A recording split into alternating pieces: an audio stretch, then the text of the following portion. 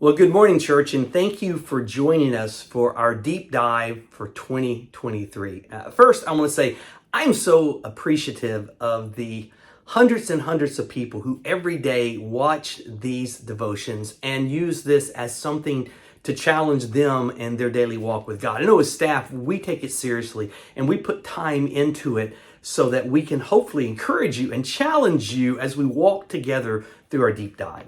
As we start 2023, we're going to start with the book of Genesis, and we're going to do a deep dive through Genesis. As a matter of fact, it will take us months to get through this book, but it's so important because Genesis is one of the most important books in all of Scripture.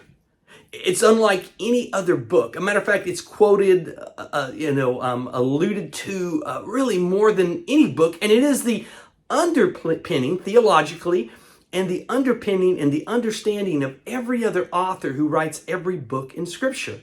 A matter of fact, they knew Genesis well as the first book of the Pentateuch, and there is kind of an understanding that we, as their readers, would understand it. If you really don't understand Genesis, it doesn't allow you to truly understand all the other books and the references and the alluding to it. So I think this study is going to be very important and very helpful to you. Now, if you're going to study a book, there's a few things you want to do to truly be able to interpret and apply the book properly. See, there is only one interpretation. There's many applications for Scripture, but one interpretation.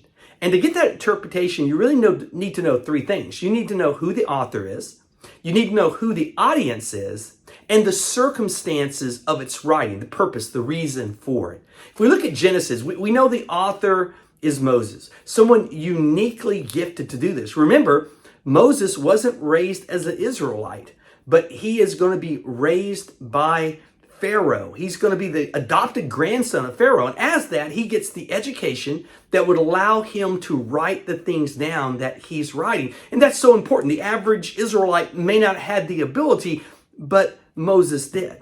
Now, who is his audience? His audience is the nation of Israel. He's wanting to give them the background, the history of understanding their connection to God and who they are. See, we understand that in the circumstance because he's writing it as they are wondering. They have been in hundreds of years of slavery in Egypt, and now they're on their way to the promised land. And even though they would have heard these stories in oral interpretation as people shared them, Moses wanted to codify them. He wanted to write them so they couldn't be added to, they couldn't be deleted. And these books, this is Genesis, he writes the first 5 books of our Bible, of the Jewish Bible, called the Pentateuch, in it which he is going to catch them up from the beginning of the world to where they are today and help them understand how they're specially called for God on the purpose to be his people. And if we understand that, it helps us understand even the name Genesis. It means beginnings. The beginning, as we'll look today in creation, the beginning of a nation, the beginning of God's covenant with people, the beginning of God's redemption plan. See, there's so many important things in Genesis, the creation of the world, the fall of man, God's first plan towards the redemption of man, the calling of a nation through which Christ would come. All these things are so important. And the section we're looking at today is Genesis chapter 1, and that is such an important chapter. In Corinthians, Paul talked about the resurrection as being pivotal in the Christian faith. As a matter of fact, Paul said, if there is no resurrection, we should eat, drink, and be merry because tomorrow we die. In other words, Paul was saying if it's not a fact that Christ rose from the dead, we have no reason to follow him. He is the hope of our resurrection.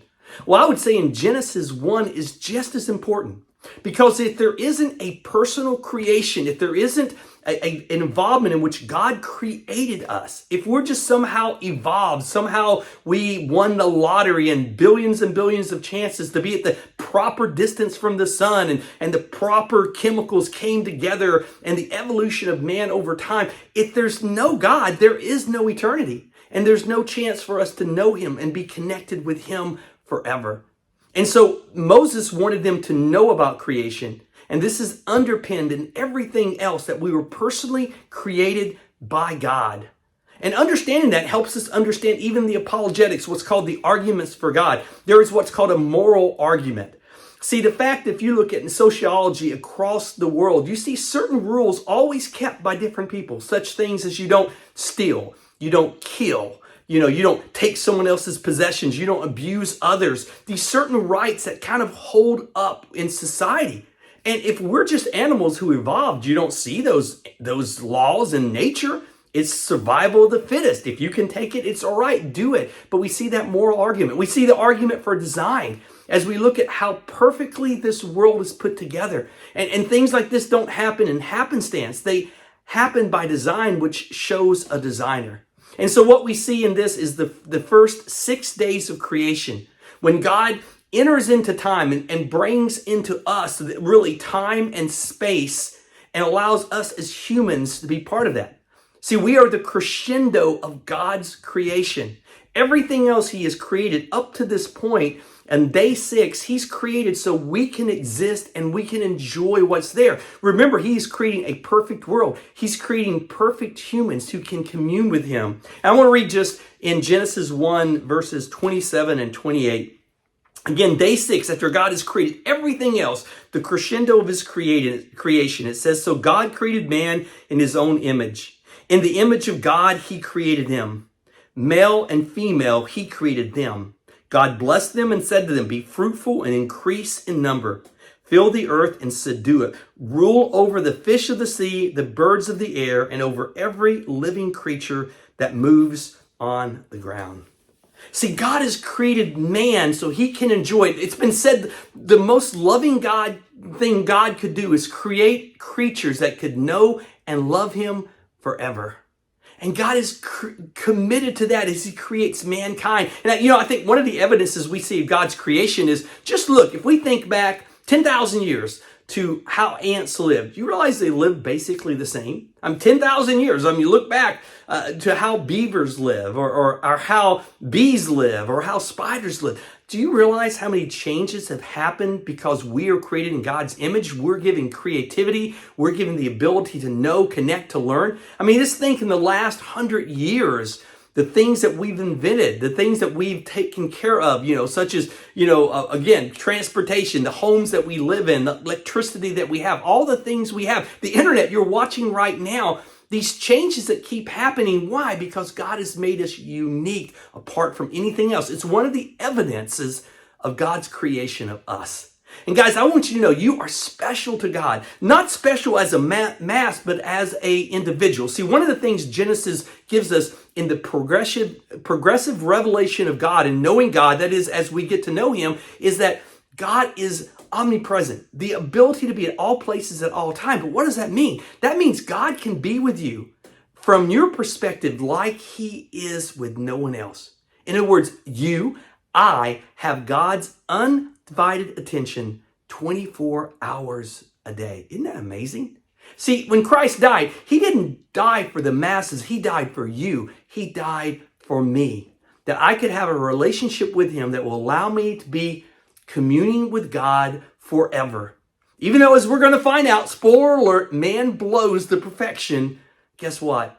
God gives us an opportunity to be in another place where we can have a perfect relationship with him and a perfect world to live in, and it's to come. And the way you get to that is connecting to Jesus Christ. Well, guys, I hope you'll continue in our study of Genesis. I think it's going to be fascinating, and I think it's going to help us have a greater understanding and love for God. Thank you for being part of our Daily Devo 2023. Sorry this was longer, but man, the introduction of Genesis, I had to spend more time, and I hope God used it to encourage you this morning.